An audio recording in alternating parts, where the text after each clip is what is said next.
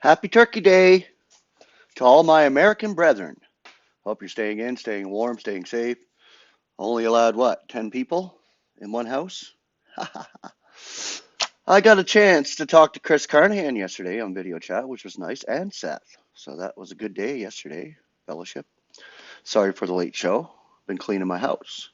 Since I'm the home man, I have to clean my home.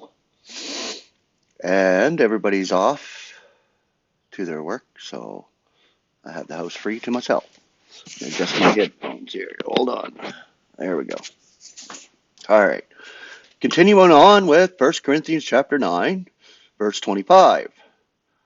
Contestants in the Grecian Games had to take an oath that they had been 10 months in training and that they would violate none of the regulations.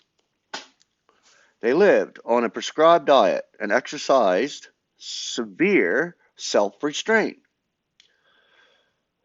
The wreath or crown was made of leaves of the pine.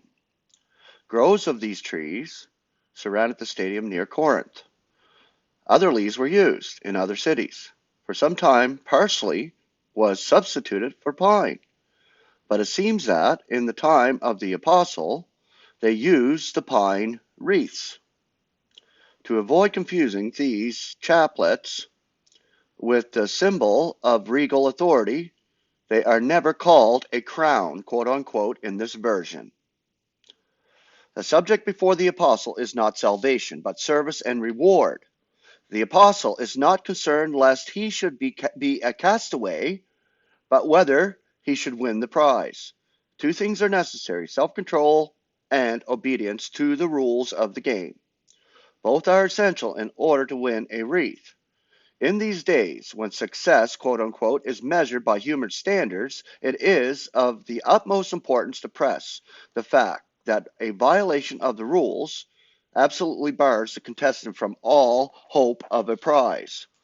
Service at the expense of truth or of conscience to gain a livelihood or win popularity, no matter how strenuous, wins no prize. God looks on the motive and method, not on the apparent results. May we all so strive that he will be able to bestow the amaranthine wreath upon us. Wow, so that's a word. Amaranthine. Amaranthine wreath. Gotta like when I try to pronounce these words, eh? All right, we're going into chapter 10 here. The redemption of Israel out of Egypt was typical of the spiritual deliverance which is ours in Christ. All, indeed, were redeemed by the blood of the Paschal Lamb. But not all, by any means, pleased God in the wilderness journey. They all went through the Red Sea, dry shod. All were identified with Moses. All ate the manna, and all drank the water brought forth by Moses' rod in the desert. Yet notwithstanding these privileges, they failed in self-control. They went back in heart to the flesh pots of Egypt, reverted to idolatry, sinned, and murmured.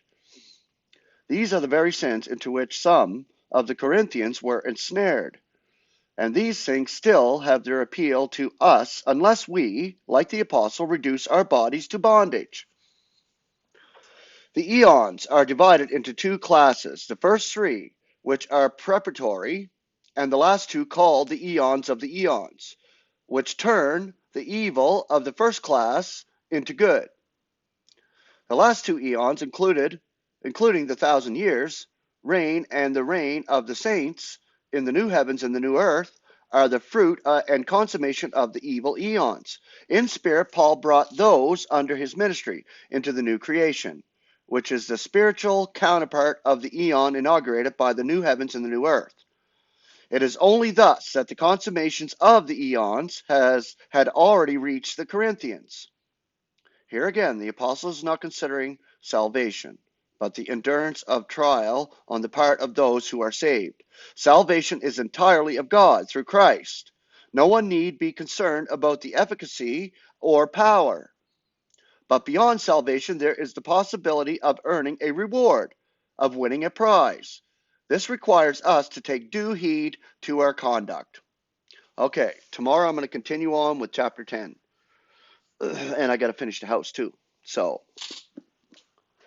grace and peace to you all. Have a beautiful Thursday and a happy Thanksgiving. Enjoy your day. Enjoy your turkey. We'll see you tomorrow.